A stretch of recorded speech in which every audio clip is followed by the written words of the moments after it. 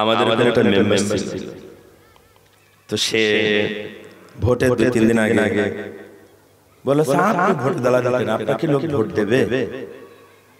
তো বলছে খোকা তুই বিশ্বাস কর, এবার আমি মেম্বার, অন্য কেউ হতে পারবে না। তো বলে চাচা একেবারে এরকম হাসিনা চাইতে গ্যারান্টি দিয়ে আপনি বললেন? দেখো তার কারণ কি ভোটার, সে আমাদের ভোটার কতরা, তো তখন ওই ওয়ার্ডে ভোটার ছিল 1400, এখন আমি বললাম 1400 ভোটার। বলছে তার মানে 700 পুরুষ 700 নারী। হ্যাঁ। বলছে এই জন্য আমি পাশ করবো, অন্য কেউ করবে না। কাহিনী দেখি।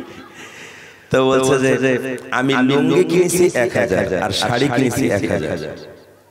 ভোটার কতরা কিনেছি, কতরা 2000, এবং আমি একটা করে শাড়ি আর একটা করে লুঙ্গি দিয়েছি।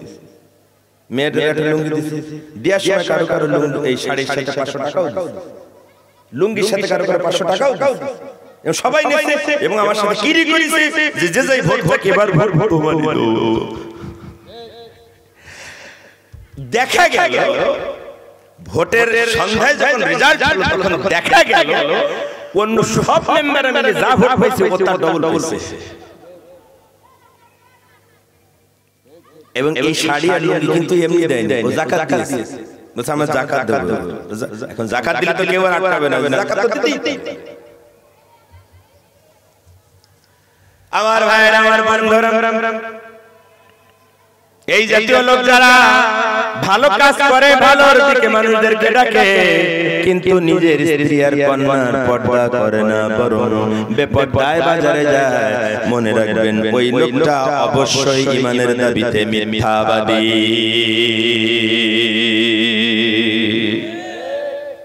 আছে বলছেন হুজুর আগে যা বললেন ভালো ছিল, এবার তো উনি আমার ঘরে ঢুকছে,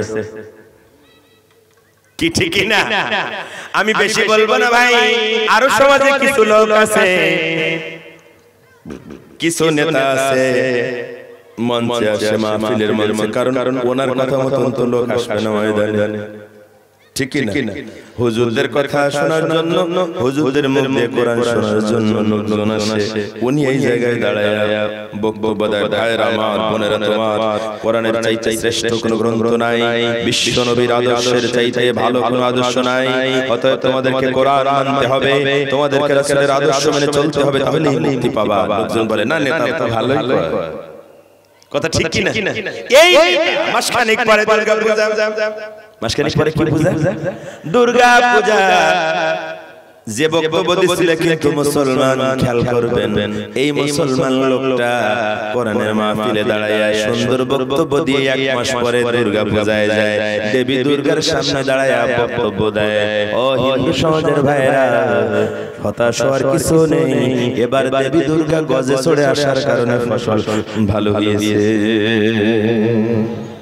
বলে না বলে ধর্মদার যার উৎসব, বলে না এই যে হিন্দুরা এই কথা 1000 বার বলুক, হিন্দুরা 1000 বার বলুক যে দেবী দুর্গা গজে চড়ে আসার কারণে ফসল ভালো হয়েছে, ওরা বলুক, এটা ওদের ধর্মীয় বিশ্বাস, আমাদের কোনো সমস্যা নেই। কিন্তু কোন মুসলমানের বাচ্চা এই কথা যদি বলে, তাহলে বুঝবেন অবশ্যই ঈমানের দাবিতে মিথ্যাবাদী। এই মুনাফিকগুলোরে চিনবেন, ওই মুনাফিকগুলো দ্বিতীয়বার যখন আবার আসবে সামনে, তখন বলবেন তোর কথা শুনবো না, বেরো। আমার ভাইরা, আমার বন্ধুরা, আর বলবো কিছু ছেলে ফেলে আছে, বলবো কিছু ছেলে মেয়েরা আছে বিভিন্ন দরবারে যায়, বিভিন্ন মাজারে যায়, বিভিন্ন দরগায় যায়, 500 টাকা 1000 টাকার নোট ফেলে দিয়ে আসে। আছে কিন্তু খোঁজ নিয়ে দেখা গেল তার মা, তার পিতা প্যারালাইজড হয়ে পড়ে আছে, এখন তার ঘরে জায়গা হয় না, সিঁড়ির নিচে ভাঙা কাঠে শোয়াইছে। কথা কয় না, ওই জায়গায় পড়ে তলপায়া কাঁদে, বারবার প্রস্রাব করে, বিছানায় পরিষ্কার করে দেওয়ার লোক নাই। মাত্র 2টো লুঙ্গি, সকালে একটা পরায়, সন্ধ্যায় একটা পরায়, কিন্তু আরো 4-5 বার প্রস্রাব পায়খানা করে ফেলে বাবার মা। কিন্তু বউ বলেছে আর কত লুঙ্গি কেনার দরকার নেই, বয়স লুঙ্গি কি করবে, ঠিক না? লুঙ্গি যে তো আর নেই, ভিজা লুঙ্গিতে ময়লা লুঙ্গিতে গোসাপ মাখা পায়খানা মাখা ওই লুঙ্গিতে বাবা ঘুমায়, ঘুম তো আসে না। এখন প্যারালাইজ হয়ে কথাও বন্ধ করে আর হাত উঁচু করে, তার মানে আমার একটু তো এখান থেকে উঠা গোসাপটা পরিষ্কার করে দে, পায়খানাটা পরিষ্কার করে দে। কিন্তু বাবা মায়ের ওই ডাকার সন্তানের কানে পৌঁছায় না, ও এখন মহাব্যস্ত, ও ভুলে গেছে ও যখন ছোট ছিল শীতকালে বারবার প্রস্রাব করতো, সেই জন্য ওর বাপ পরের খেতে মজুরি দিয়া ওর জন্য 4-5টা জামা কিনে আনতো, ঠিক কি না? ওর বাবা না খায়া পরের বাড়ি ভালো খাবার টুকু এনে ওর গালে তুলে দিত, কারণ বাবা ভালো খাবার কেনার সামর্থ্য ছিল না। আজ বাজার থেকে খাবার নিয়ে এসে বাবা বারান্দার কোণায় পড়ে তাকায় থাকে, দরজার দিকে বারবার তাকায়, কলিজার টুকরা সন্তান বোধহয় এবার আসবে, এবার আসবে, এবার আসবে। অনেকক্ষণ অপেক্ষা করে, ঘন্টার পরে ঘন্টা, এরপরে সন্তান আসে। বাবা মনে করে সন্তানটা বোধহয় আমার কাছে আসবে, আমার জন্য খাবার নিয়ে আসবে, আমার পোশাকটা পরিষ্কার করে দেবে। কিন্তু এমন কুলাঙ্গার কপাল পড়া সন্তান বাবা আ করে, কিন্তু একবারও তাকায় না, খাবারটা নিয়ে ঘরে ঢোকে, তার বাচ্চাদের খাওয়ায়, বাপের কাছেও একবার যায় না। আর বাপ তখন আ করা বন্ধ করে 2 চোখ বেয়ে, মা তখন তার 2 চোখ বেয়ে বেয়ে পানি পড়ে। আবার এই ছেলেটাই পরের দিন সকালবেলা যায় বিভিন্ন মাজারে বিভিন্ন দরগায় 500 টাকা 1000 টাকা দিয়ে আসে। মনে রাখবেন এই ছেলেটা শুধু কুলাঙ্গার নয়, এই ইমানের দাবিতে চরম মিথ্যাবাদী। বাপ মা বেঁচে থাকতে তোর কেয়ার কি? হুয়া জান্নাতুকা হুয়া নারুকা, বিশ্বনবী বলেছেন বাপ মা তোর জান্নাত, বাপ মা তোর জাহান্নাম। যদি খুশি হয়ে যায় বাপ মা তোর সেবায় পাবি জান্নাত, আর যদি তোর অসন্তুষ্ট হয়ে যায় তোর জন্য জাহান্নাম। বাপ মার গালে খাবার জোটে না, পীরে যেয়ে খাওয়ায়। আর বলবো সব বলে বিরুদ্ধে যাবে। আমার ভাইয়ের, আমার বন্ধুরা, আবার কিছু সমাজের লোক আছে, আমরা আলেমরা যখন বলে আকিমুস সালাত ওয়া আতুজ যাকাত, সালাত কায়েম করো, যাকাত আদায় করো, তখন যারা সালাত আদায় করে না তারা বলে না হুজুর ঠিক কথা বলছে, আমাদের সালাত আদায় করা দরকার, নামাজ পড়া দরকার, কথা ঠিক কি না?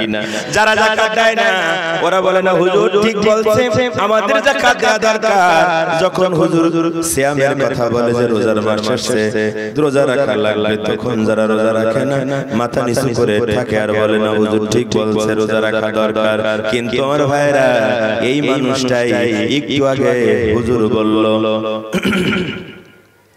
আকিমুস সালাত ওয়া আতুজ যাকাত, আকিমু মানে কায়েম করো, এটা নির্দেশ, এটা ফরজ। সালাত আর যাকাত, এই আকিমু তোমাদের উপরে ফরজ করা হয়েছে।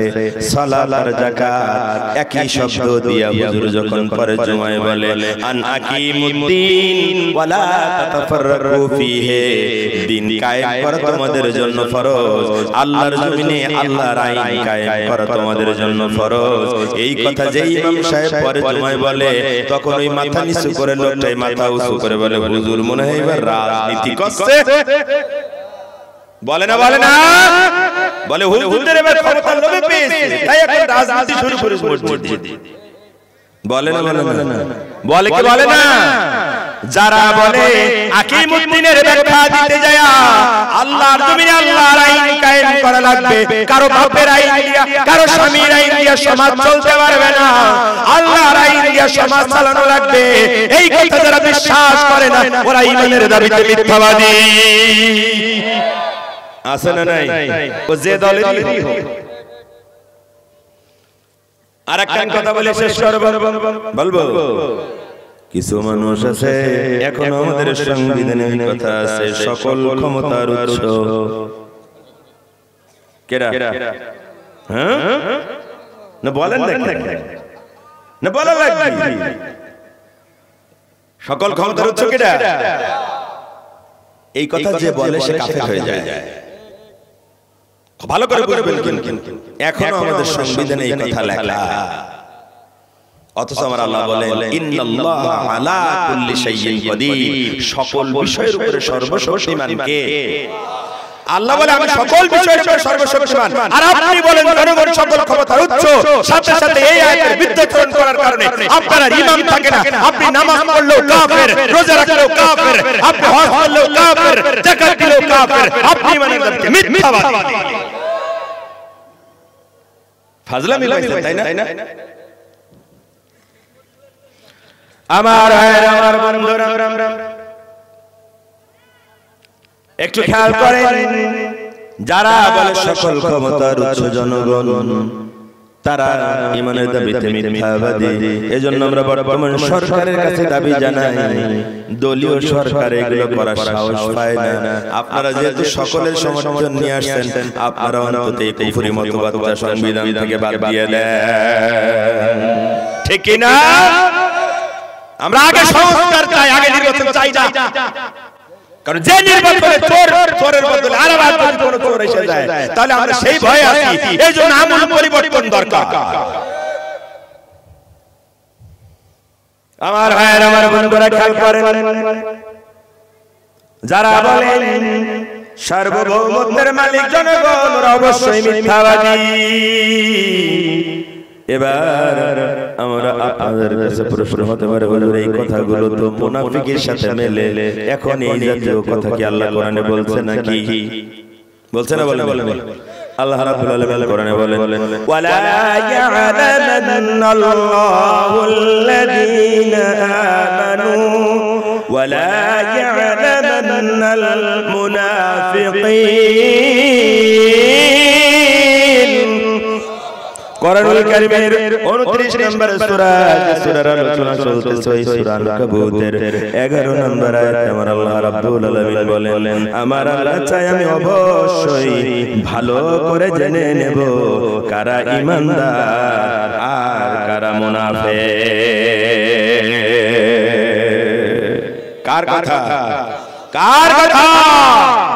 অতএব বিজ্ঞান, সাবধান, আপনার ঈমানের দাবি মিথ্যা হয়ে যাচ্ছে না? এভাবে যদি বলতে থাকি আরো অনেকগুলো বলা যাবে। সব তালিকায় হয়তো আমার নাম উঠে যাবে, বেনামাজির তালিকায় আমার নাম আছে না নাই, বেপরদার তালিকায় আমার নাম, পিতামাতার খেদমত না করার তালিকায় আমার নাম। কথা কন না কেন? যত কথা বলা যায় সার্বভৌমত্বের মালিক জনগণ, সেই তালিকায় আমার নাম। তার মানে হচ্ছে থানায় যত মামলা জিহাদি হুজুরের নামটা তো বাদ যায় না। কথা বোঝে আমার ভাইয়ের, আমার বন্ধুরা, এখন মিথ্যাবাদীর তালিকা যত লম্বা হবে আমাদের মনে হবে সব তালিকায় তোমার নাম। এখন মনে রাখেন না কি রব্বুল আলামিন আমাদের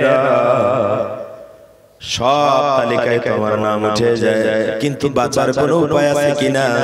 আমরা তো মিথ্যাবাদীর তালিকায় শুনলাম, রব্বুল আলামিন তুমি এখন সত্যবাদীর তালিকা বলো দেখি, সত্যবাদীর তালিকায় আমাদের নাম উঠানো যায় কিনা, ঠিক কিনা? আমার ভাইয়ের, আমার বন্ধুরা, বলবো সত্যবাদীর তালিকা বলবো? ঘুমাইছেন না জেগে গেছেন? কারা কারা ঘুমাইছেন? এখন ঈমানের দাবিতে যারা মিথ্যাবাদী তাদের তালিকা একটা পেলাম। এখন ঈমানের দাবিতে কারা সত্যবাদী?